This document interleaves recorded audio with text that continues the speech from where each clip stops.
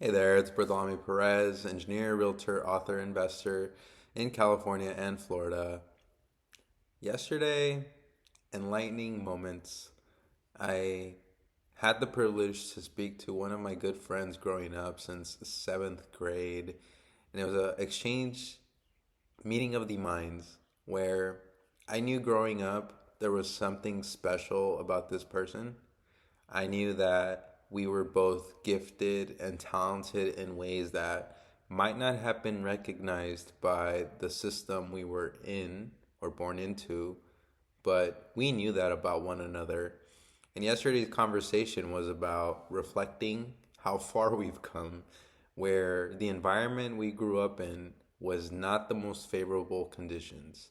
Granted, and despite that, we were able to see beyond that, where we knew that there was abundance. We knew that although we did not live in a house and we were confined to the bounds that, hey, the limits that our parents were born into and what they were also progressing themselves out of, that we can make something of ourselves, that we knew the sacrifices that they made were not in vain.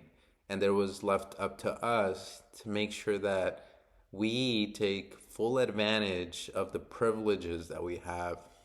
Things like being a citizen, things like getting an education where our parents saw high school as the starting point to propel us into university to then lead into different areas that have our interests. Things like our careers. He's a very, very successful executive.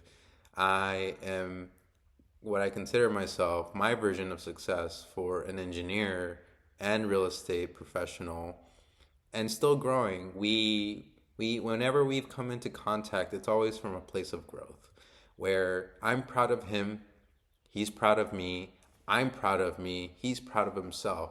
And we make sure to remind one another that we earned everything that we have, and anything that we don't have, it's a work in progress, and it's only a matter of time.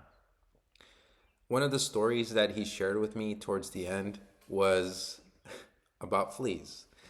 And this was very ironic because I have cats and I've had to deal with fleas, and I've always wondered and really, where do these things come from and why do they even exist, right? But when you take it into context of the environment that a flea grows up in, he was sharing about, you take a flea at birth, it genetically knows that it can jump upwards of 10 feet high.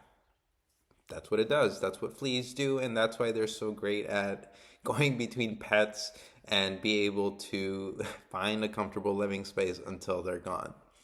You take that same flea, you put it in a jar, and all it knows is a couple inches from the surface, the bottom surface of that jar to the bottom of that lid.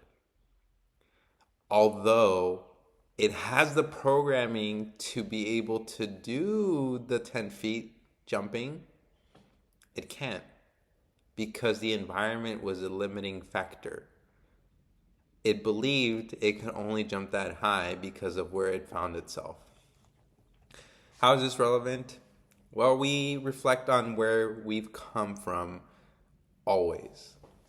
And whenever I speak to this person, it's from a place of, we're grateful for every tribulation we've had to overcome, whether it's the color of our skin, whether it's the social economic status we were born into, the educational hurdles. Granted, they were difficult, not impossible, but anybody that came prior to us, their level of difficulty and social challenges to have overcome were probably much more different than the one we do. And there's still obstacles to overcome day to day. Anyway, this is a reflection based on the flea story that he left me with, and I'm only excited for the future. There's never a day that I spend dwelling on the past, giving energy to things that I just cannot change.